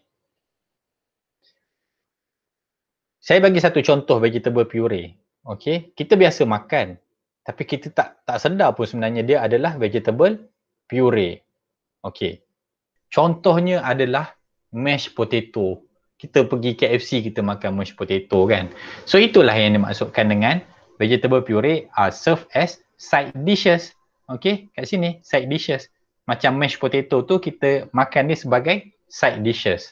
Okay, so dekat bawah tu dia tunjuk macam mana kita nak buat vegetable puree ni lah. Okay, sauteing and pan frying. Sauteing means cooking quickly in small amount of fat. So kita masak dengan sedikit amount of fat. Biasanya dengan pergerakan tangan kita tu, kita pegang kuali tu, kita tosskan makanan tu. Okay, pan frying ni, okay, kita letakkan makanan tu dan kita biarkan dia sebentar. Okay, tu dia kata the product is not tossed or flip in the pan over lower heat. Okay, dia berbeza dengan saute. Ini yang point yang warna hitam tu, dia menerangkan perbezaan antara saute dan juga pan fry. Okay. Ini gambar contohnya. Bila kita nak saute. Okay, satu tangan kita akan pegang di handle dia ni. Okay, dan kita akan tosskan dia. So makanan tu dia akan melambung turun naik dalam kuali ni. Okay, ataupun saute pan ni. Okay. Braising. Okay. Braising is a slow moist heat cooking method using small amount of liquid. Braised vegetable are not always cooked in fat before liquid is added. Okay. Kalau untuk sayur-sayuran yang kita braise ni, biasanya kita tak masak dululah dengan minyak. Okay. Some kind of fat used in the preparation. Okay. Braised vegetable preparation tend to be more complex than boiled or steamed vegetable and the cooking times are longer. Okay, ada setengah-setengah sayur tu kita braisekan dia especially sayur-sayur yang mana yang keras, so kita kena masak dia lama melalui proses braising. Okay, baking dengan roasting. Sebenarnya dia benda yang sama. Tapi kalau untuk vegetable, istilah yang sesuai kita gunakan adalah baking. Okay. Cooking starchy vegetable from raw into the finished state. Okay, starch vegetable are baked because the dry heat produce a desirable texture. Okay, sayur-sayuran yang berkanji. Okay, sayur-sayuran yang berkanji kita masakkan dia dengan kaedah baking. Okay, sebab seperti mana yang kita tahu, baking ni adalah salah satu dry heat method. Okay, so bila kita bake the vegetable, starchy vegetable, dia akan menghasilkan satu desirable punya texture yang kita inginkan. Okay,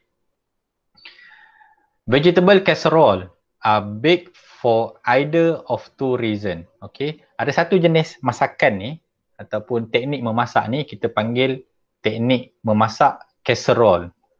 So vegetable casserole, casserole ni adalah sebenarnya casserole ni nama satu alat ni, dia macam bekas. Okay, bekas kaca. Okay, yang biasanya kita letakkan makanan kat dalam tu dan kita boleh masukkan dalam oven. So casserole ni dia tahan haba. Okay, so kita akan masak vegetable tu dalam casserole. Okay, so dia kata dekat sini ada dua sebab. Yang pertama, the slow all around heat allows the product to cook undisturbed. Okay, so dengan cara kita baking sayur tu dalam casserole tu, dia akan slowly masak. Okay, habanya daripada keliling, dia akan menyebabkan sayuran tu dimasak tanpa gangguan, dia kata. Okay, lepas tu the dry heat produce desirable effect such as browning and caramelizing of sugar. Okay,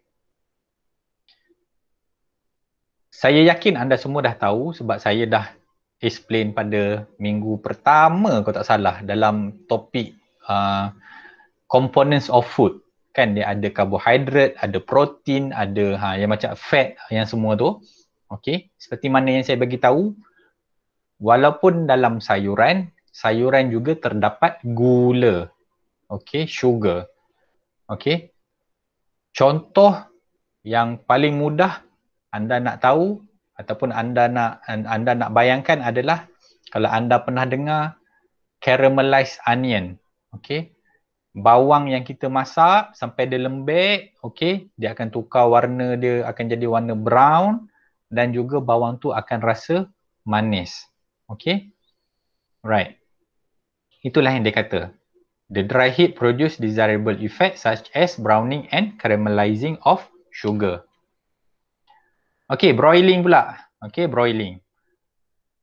Used to finish cook or partially cook vegetable by browning or glazing them on top.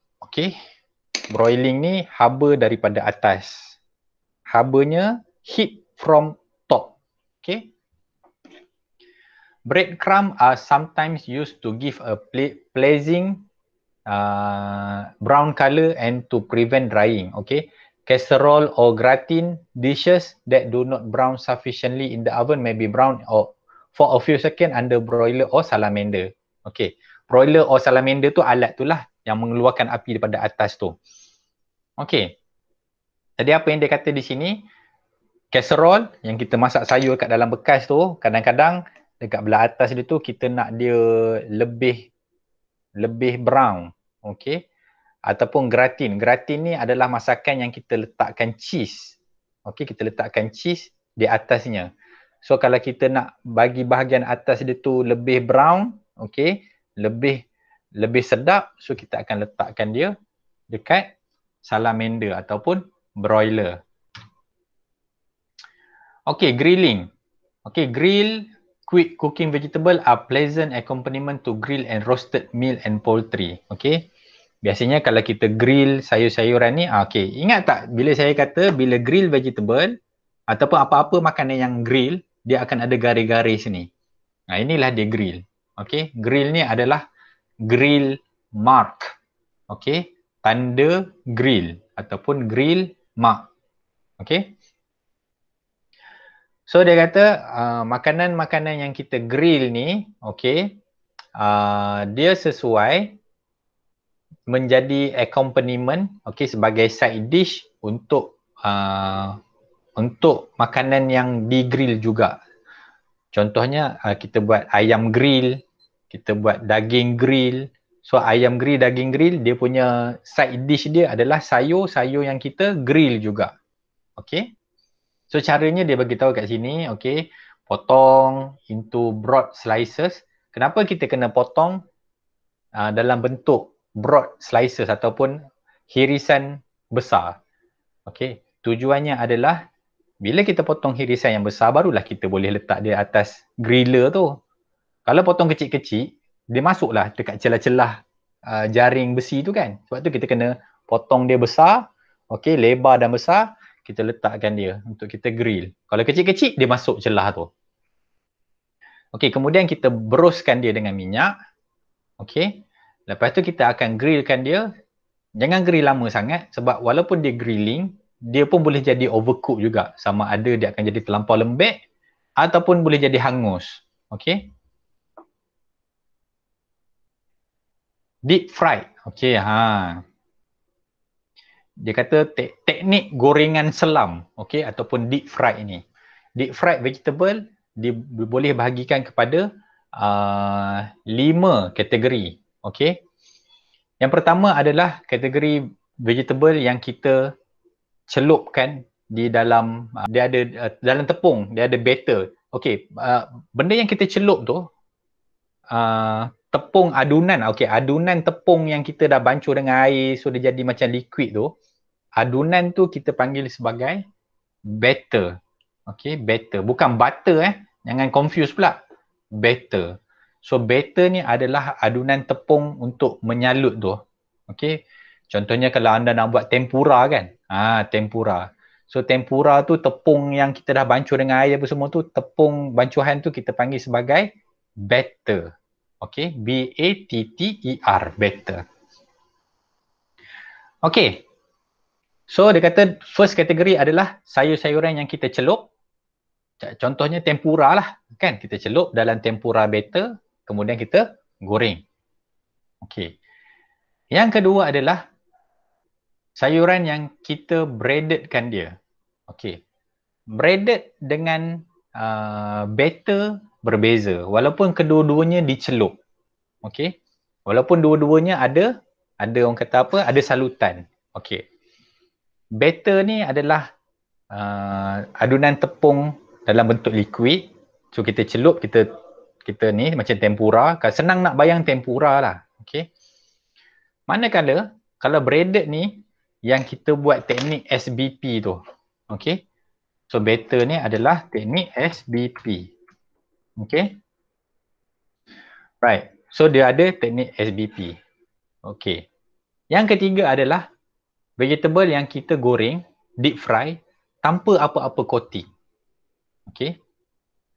Yang keempat, small vegetable or cuts, okay, sayur-sayuran kecil ataupun kita potong sayur-sayuran tu menjadi potongan yang kecil. Okay. Lepas tu kita gaulkan dia dengan batter. Okay. Lepas tu kita drop. Okay, kita gorengkan dia menjadi ketul-ketulan. Okay. Yang ni contohnya macam cucur sayur. Okay, kalau anda pernah makan cucur sayur ataupun cucur bawang kan, cucur bawang ada toge apa semua tu, inilah dia. Okay. Dan yang kelima adalah croquette. Okay, croquette ni adalah thick vegetable. Okay, sayur-sayuran yang lebih besar, thick vegetable puree or mixture of heavy bechamel or other form into shape, breaded and fried. Okay. Croquette ni, biasanya kita buat croquette ni untuk potato. Okay. So potato tu kita akan menjadikan dia sebagai mashed potato. Okay, mashed potato. So mashed potato ni kita akan bentukkan dia menjadi bentuk bulat ke ataupun jadi bentuk silinder ke. Okay. Lepas tu kita akan breadedkan dia menggunakan teknik SBP juga. Okay. Biasanya croquette ni potato lah. sayur lain pun boleh asalkan tekstur dia tu menjadi tekstur seperti mashed potato. So kita akan boleh buat croquette. Okey, inilah dia contoh croquette potato. Okey, croquette potato bentuk yang macam ni. Okey. Kita boleh bentukkan dia dan kita SBP kan dia. Okey, standard breeding procedure. Kita ambil contoh ni. Okey.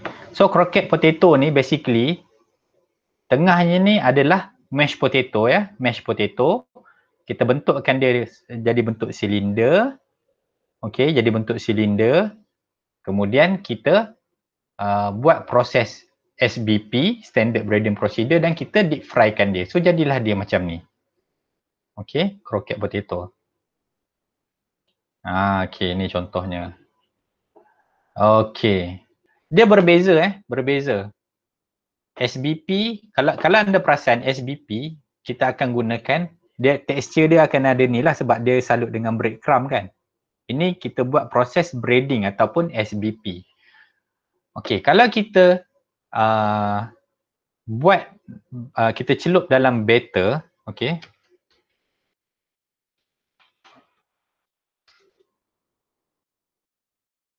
Okey. Kalau batter ni dia macam fish and chip. Kalau anda perasan fish and chip dia ada dua. Satu dia buat proses SBP di mana dia ada breadcrumb, dia pakai breadcrumb. Tapi kalau batter ni teksturnya akan jadi macam ni. Dia akan licin dan akan jadi macam tempura lah. Okey, itulah bezanya. Okey.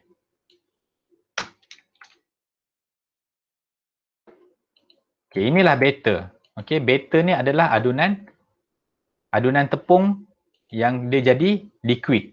Okey, ni contoh sayur yang kita batterkan dia. Macam dalam contoh gambar ni adalah sayur brokoli. Kita celupkan dia dalam batter dan kita goreng dia. Ini dia. Okey. Yang ni saya cakap tadi, kalau untuk fish and chip sebagai contoh, kita boleh masak dia dengan menggunakan teknik batter. Kita akan celup ikan tu. Sebelum kita celup ikan tu di dalam batter, ikan tu kita perlu season dahulu. Okey, jangan lupa untuk season, salt and pepper, baru kita celupkan dia di dalam batter dan kita akan deep fry kan dia. So tadi saya dah tunjukkan okey, vegetable dalam batter macam mana. Okey, kalau vegetable yang kita breadedkan dia pun ada. Okey, menggunakan teknik SBP. Saya pun dah tunjukkan tadi beza kalau SBP dengan batter macam mana dia punya hasil produk dia tu kan. Okey, dan saya dah tunjukkan juga contoh untuk croquette macam mana. Croquette tu croquette potato tadi tu, dia dalam bentuk silinder dan kita buat SBP. Okey. Vegetable for deep frying. Okey. Dia kata most vegetable large enough to coat with breading or batter may be fried. Okay. Tender quick cooking vegetable can be fried raw. Okay. Apa yang dimasukkan dekat sini adalah kalau untuk sayur-sayuran yang lembut, kita boleh buat terus. Kita boleh celup dalam batter terus ataupun kita boleh SBP kan dia terus dan kita masak. Okay. Tetapi kalau untuk sayur-sayur yang sedikit keras, kita kena masak dahulu sayur tu sebelum kita batter ataupun kita SBP kan dia. Sebab dia keras kan. Bila dia keras, katakan kalau mentah-mentah dia keras tu kita terus SBP ataupun batter dia dan kita terus goreng, nanti dia punya coating tu akan hangus dahulu. Tapi dia punya tengah dia tu ataupun sayur tu sendiri dia tak masak. Okey, kat luar dah hangus, di tengahnya tak masak. Okey. Terima kasih kerana masih bersemangat. Okey. Masih utuh dan teguh bersama dengan saya. Jadi itu sahaja. Setakat ini sahaja. Terima kasih. Assalamualaikum warahmatullahi wabarakatuh. Bye bye.